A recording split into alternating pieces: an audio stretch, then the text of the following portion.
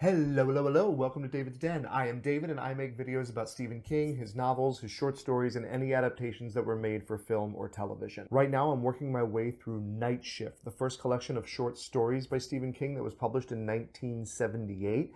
And the next story I come to is I Am the Doorway, which was a science fiction film about an astronaut that went on a deep space mission to Venus and came back with some sort of virus that is mutating his body. I found one short film that is available on YouTube, or as far as I can tell, anywhere. It is a 2010 short film. I'm going to put the link down below, but it is shared with East Hollywood High page here on YouTube, written and directed by Levi Robinson and starring Ren Shore and Brandon Arnold. So I have never seen this before. Spoilers moving forward. I will be talking about this short film in terms of its craft and quality and like a critic or giving it a review.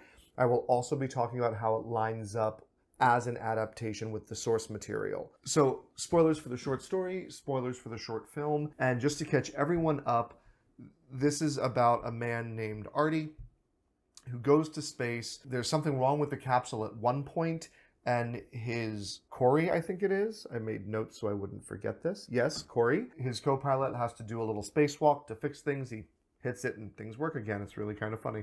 And maybe he brought something back in with him. But they were also at the planet Venus, which is described as this hellish, horrible place with the atmosphere and the gas and the dust all just swirling and not being able to see anything. And maybe they brought it back from Venus. Either way, some time has gone by, and now Artie starts itching on his fingers and eyes start popping out, and he can see himself and the world as these aliens who are frightened of this world that they don't know. But they also have some sort of power because they make his body walk again, because on landing there was an accident when they came back from space and Corey died.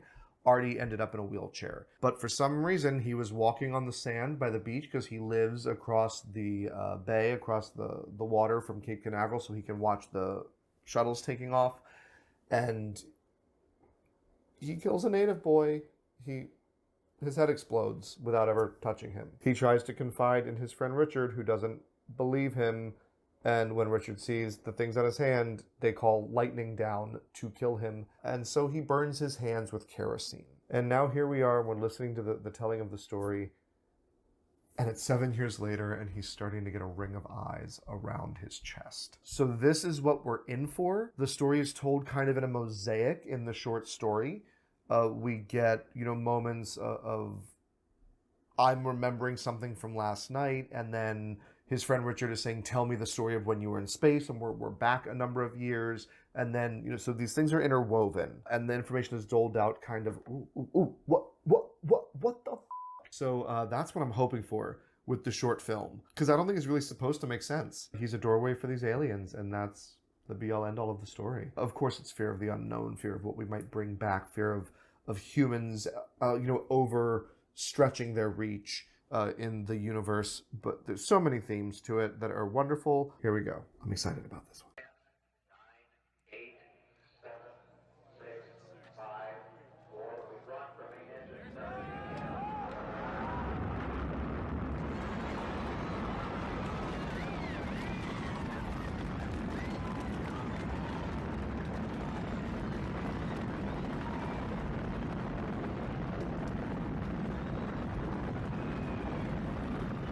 So we're bringing space into it right off the bat. The excitement of going to space. Listen to that cheering. I used to live in Florida. I never went to an actual launch, but we would go in the 16 backyard. days out, we're almost to the Venus orbit, and Corey went out to fix the DISA, which until it decided to operate. We came down like a brick. Guy in the copter.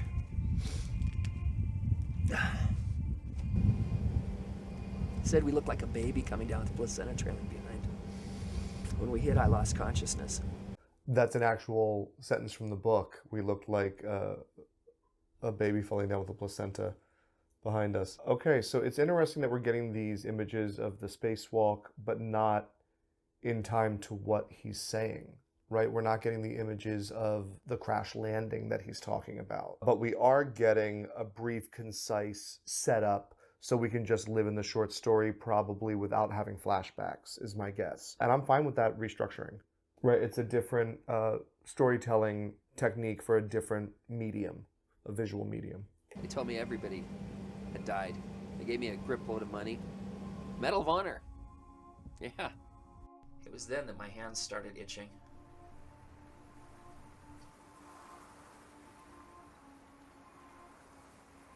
Great way to end that voiceover.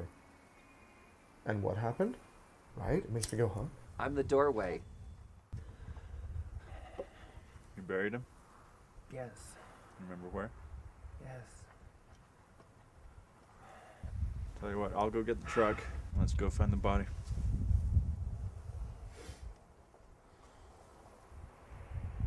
Thanks, Richard. Looks like they tried to shoot on a cloudy day and didn't bring their own lights, right? Was that my imagination that the light went up and down like that? Or was that purposeful? And this is dialogue almost directly from the short story, by the way.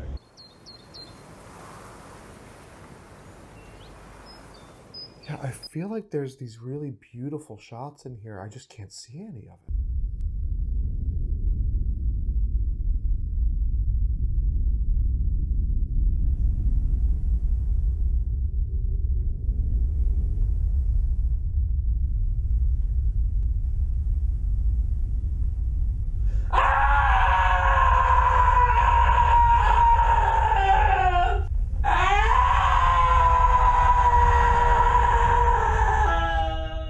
Okay, so that's one small difference. He just had the eyes on the pads of his hands, which I guess for limitations, we got the dual view. He's supposed to have them between the pads of his fingers, on each finger, and in the center of his hands, according to the short story. So he describes it as looking at yourself and seeing a monster the way a housefly would see it, with all the different lenses. I'm not upset about changing it to just the center of the hands, especially if it's a budget thing for a short film. So yeah, we're getting this flashback to how it all started, which is what we are privy to in the short story as he and Richard are on the way out to find the grave, which was established in this first scene. So we are getting the jump back and forth. We just got the space set up all at once. So yeah, I think that's a great way of condensing the story to make it nice and tight. This is only 10 minutes and 53 seconds, right? And that's going to include the credits. So it's only about 10 minutes long. I just wish that I could see it a little better.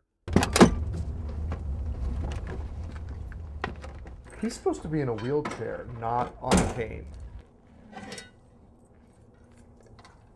Which is what makes it so spectacular that these creatures can make him get up and walk. They can manipulate immobile, inert flesh, right? So while this is eerie, it's not quite as horrific, I don't think. They don't have as much power as they're given in the short story. These aliens that are coming through his doorway. No boy. They must have used me to move him. They're getting the upper hand, Richard. I find myself 100 times a day holding familiar objects. I have no idea how I got there. Seeing it, holding my hands out and seeing it from their point of view, is something twisted and obscene and grotesque. I need to see a medical man, Arthur. A medical man. Let's go. Yeah, this is dialogue almost exactly from the short story. It's just a little hammed up, but you know, I'm still enjoying it. It's can't be fun, right? It looks like he lives on the edge of like a forest, deserty area where they're on the beach in Florida in the story.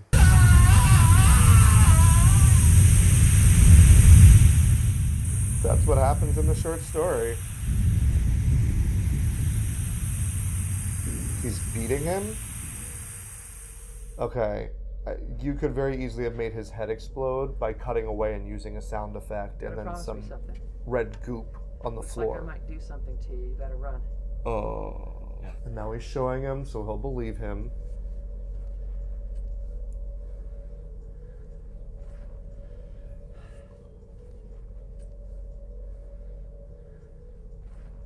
You see them? Now you see them?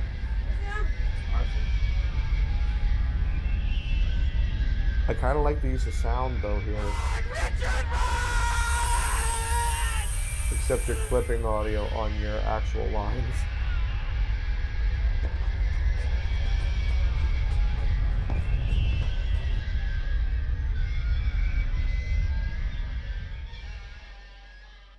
Okay, according to the short story, he reaches up to the sky and lightning comes down and kills Richard.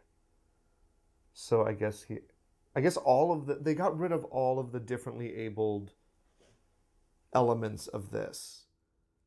He has a cane, but he can walk and run and move on his own if he needs to. Whereas in the short story, we get someone who's paraplegic. And it just makes, and they can control the heavens, right? Make lightning rain down and people's heads explode. The threat is just so much more present and weighted, right?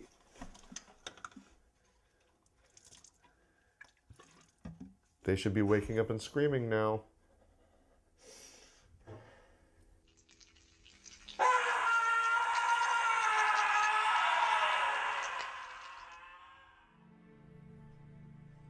I like that they didn't shy away from. I like that they didn't shy away from lighting his hands on fire, though. Still here, still watching the rockets take off. I found out the boy's name. Not that it matters. He was from town just as I thought. His mother expected him to stay with a friend that night. The alarm wasn't raised until the following Monday. Richard. Well, everyone thought Richard was an odd duck anyway. Okay, so they're keeping this exact text from the end of the short story and turning it into this voiceover. Keeping the part about no alarm was raised doesn't make any sense here. It could have just been a simple, I found out the boy's name and I feel guilty. Because in the short story, he asks Richard to check around town. Maybe I think he calls it one of the native boys, meaning somebody born in that city that lives in the main town, not one of the kind of northerners that have retired to the area. So he says, check in town and see if there's been a report of anyone missing, and there wasn't. And that's the first point in Richard's disbelief. And this is all about explaining away why there was no cause for alarm when a boy went missing. So I feel like they put it in here because it was in the short story, but they didn't do anything to set it up for the end. They suspect he may have gone back to Maryland or taken up with some woman. As for me... Yeah, and Richard didn't strike us as an odd duck, right? He was just his neighbor, just a friend. We didn't even know he was the neighbor. I've got quite a reputation for insanity myself. After all, how many ex-astronauts regularly write their elected Washington officials with the idea that space exploration money could be better spent elsewhere? Yeah, I like that. It still makes sense here, and it's kind of funny at the end of this that, oh yeah, don't go into space if this is the shit we're bringing back. But that's set up earlier that he's been writing these letters, so it's a nice payoff in the short story where here it's just kind of like, that's cute. It started again 3 weeks ago, you see. There is a perfect circle of 12 gleaming eyes on my chest. And then they didn't give us the final image. I mean, it wasn't the greatest effects with the eyes on his palm, but it's obviously a low-budget short film. I thought the concepts behind it were actually really great. I like the way that it was adapted mostly. It seems like it was a limitation of budget and skill, right? So by the time you give us the superimposed rather than somehow ingrained and finessed eye on the palm of the hand, if you give me just a dim shot, because the rest of it's been dim and it's hard to see anyway, of those same eyes around the chest, I'm gonna buy it. That's the world that we've created, that you as the filmmaker have created in this. So I think that this was a passion project, and it was done well. It was clearly done by someone who loved the story and wanted to honor the story, but didn't necessarily have all of the skills yet to make a short film like this highly successfully. The acting was a little over the top and hammy. The direction really wasn't there. It was just kind of, he wrote the screenplay, because it was the same person, Levi Robinson, molded directly from the short story and just moving that space stuff to the beginning. So I feel like it was a fairly faithful adaptation, but limited by its skill set and its budget. And I really wish that these filmmakers or this writer had just buckled down, raised some money, maybe waited another year to film it and get a director on board, get someone who could deal with the cinematography and the lighting, because the shot was beautiful. I do think that the cinematography was beautiful. There were some great shots. I love the shakiness, the kind of rough feel to it. I just had a hard time seeing a lot of it. They needed color grading, they needed right. So I think this is a really great early film for someone. And I'm kind of looking forward to whether or not Levi Robinson does another Dollar Baby short by Stephen King, because I'd like to see how he grows as an artist, as a director, as a writer. Yeah, kudos.